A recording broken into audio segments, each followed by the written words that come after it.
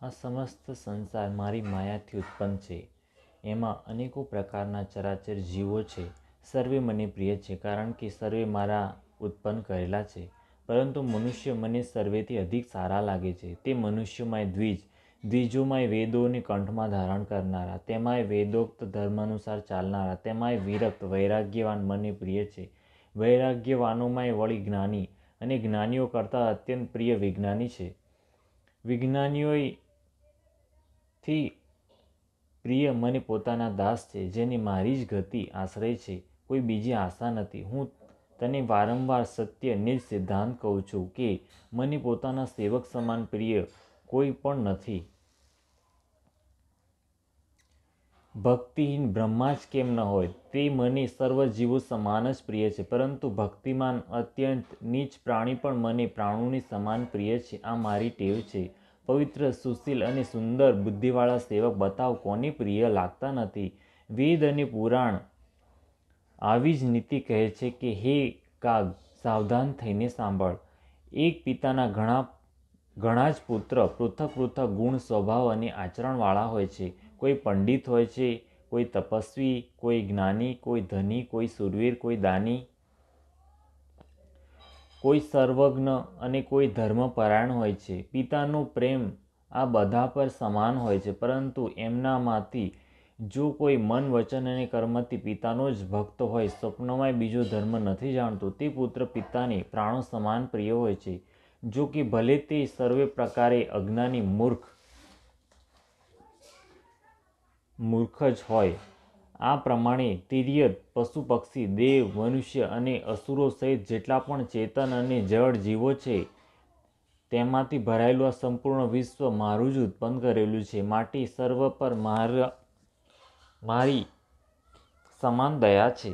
પરંતુ એમનામાંથી જે મદ અને માયાને ત્યજીને મને મન, વચન અને શરીરથી મને જ ભજે છે, તે પુરુષ હોય, નપુંસક હોય, સ્ત્રી હોય અથવા ચર કોઈ પણ જીવ હોય, કપટ ત્યજીને જે કોઈ પણ સર્વભાવે મને ભજે છે, તે જ મને પરમ પ્રિય છે.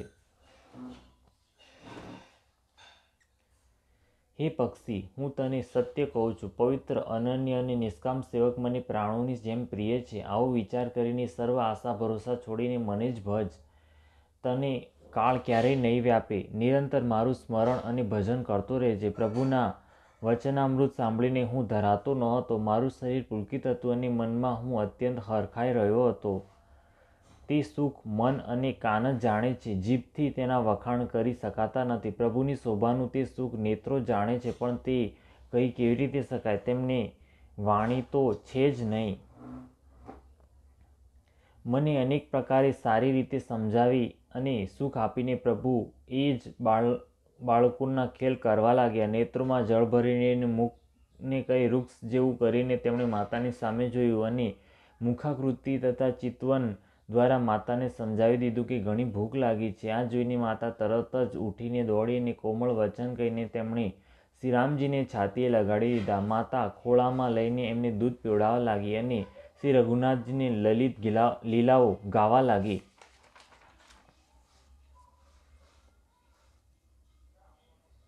જે સુખને માટે સર્વેને સુખ આપનારા કલ્યાણરૂપ ત્રિપુરારી શિવજીએ અશુભ વેશ ધારણ કર્યો, તે સુખમાં અવધપુરીના નરનારી નિરંતર નિમગ્ન રહે છે. તે સુખનો લવલેશ માત્ર તેમણે એકવાર સ્વપ્નમાં પ્રાપ્ત કરી લીધો. હે પક્ષીરાજ, તે સુંદર બુદ્ધિવાળા સજ્જન પુરુષ તેની સામે બ્રહ્મસુખને પણ કંઈ ગણતા નથી. હું બીજા થોડાક સમય સુધી અવધપુરીમાં રહ્યો અને મેં શ્રીરામચંદ્રજીની રસિક બાળલીલાઓ જોઈ.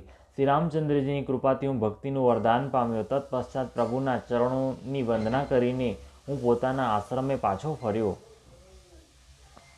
આ પ્રમાણે જ્યારે શ્રી રઘુનાથજીએ મને અપનાવ્યો, ત્યારથી માયા મને ક્યારે નથી વ્યાપી. શ્રી હરિની માયાએ મને જેમ નચાવ્યો, તે સર્વે ગુપ્ત ચરિત્ર મેં કહ્યા. હે પક્ષીરાજ ગરુડ, હવે હું તમને મારો પોતાનો અનુભવ કહું છું. તે આ છે કે ભગવાનના ભજન વિના ક્લેશ દૂર થતા નથી. હે પક્ષીરાજ સાંભળો. શ્રીરામચંદ્રજીની કૃપા વિના શ્રીરામચંદ્રજીની પ્રભુતા નથી જાણી શકાતી. પ્રભુતા જાણ્યા વિના તેના પર વિશ્વાસ નથી જામતો.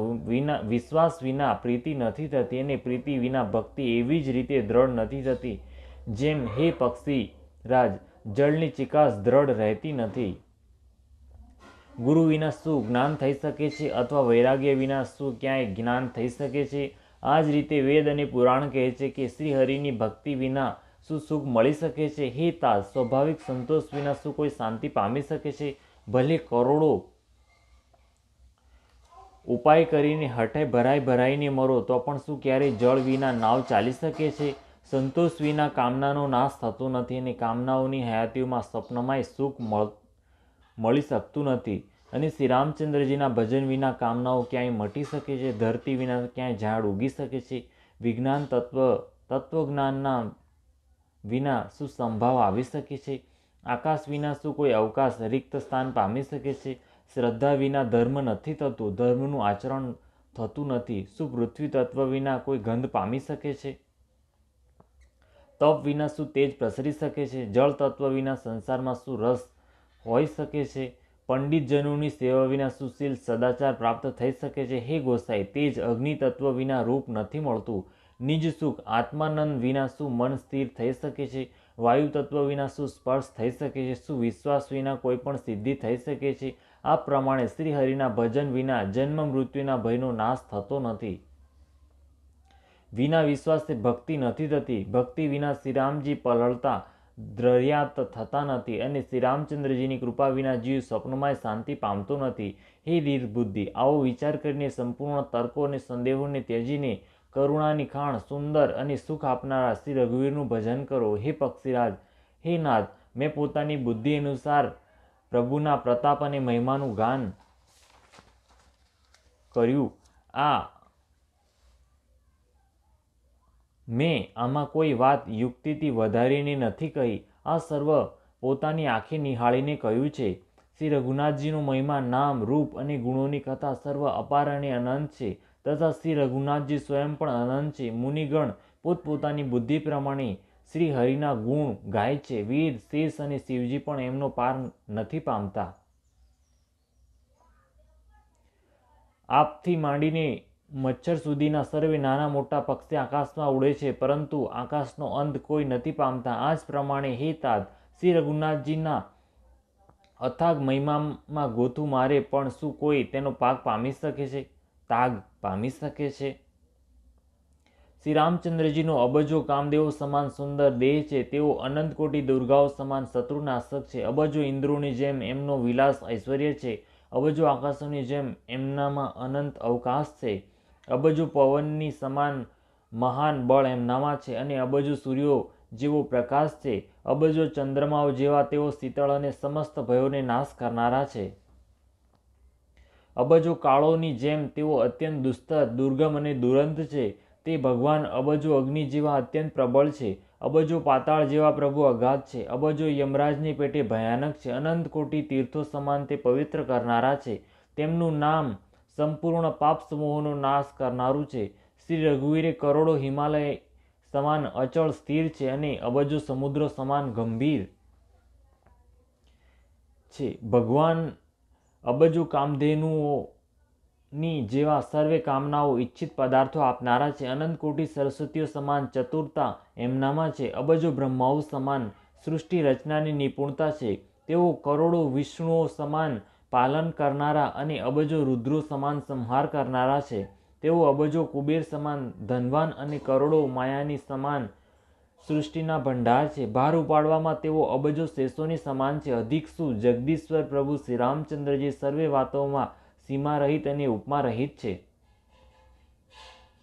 શ્રીરામજી ઉપમા રહિત છે. તેમની કોઈ બીજી ઉપમા છે જ નહીં. શ્રીરામજીની સમાન શ્રીરામજી જ છે એવું વેદો કહે છે. જેમ અબજો આજ્ઞાઓને સમાન કહેવાથી સૂર્ય પ્રશંસા નહીં બલકે અત્યંત લઘુતાને જ પ્રાપ્ત થાય છે, સૂર્યની નિંદા જ થાય છે. એ પ્રમાણે પોતપોતાની બુદ્ધિના વિકાસ અનુસાર મુનીશ્વર શ્રી હરિનું વર્ણન કરે છે. પરંતુ પ્રભુ ભક્તોના ભાવ માત્રને ગ્રહણ કરનારા અને અત્યંત કૃપાળુ છે. તેઓ એ વર્ણનને પ્રેમ સહિત સાંભળીને સુખ માને છે.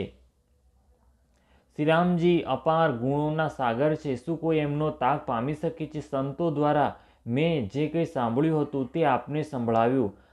સુખના ભંડાર, કરુણાધામ ભગવાન ભાવ પ્રેમને વશ છે. માટે મમતા, મદ અને માનને ત્યજીને સદા શ્રી જાનકીનાથનું જ ભજન કરવું જોઈએ. ભુસુંડીજીના સુંદર વચન સાંભળીને પક્ષીરાજ હર્ષિત થઈને પોતાના પંખ ફૂલાવી દીધા. તેમના નેત્રોમાં પ્રેમાનંદના આંસુઓનું જળ ભરાઈ આવ્યું અને મન અત્યંત હરખાઈ ગયું.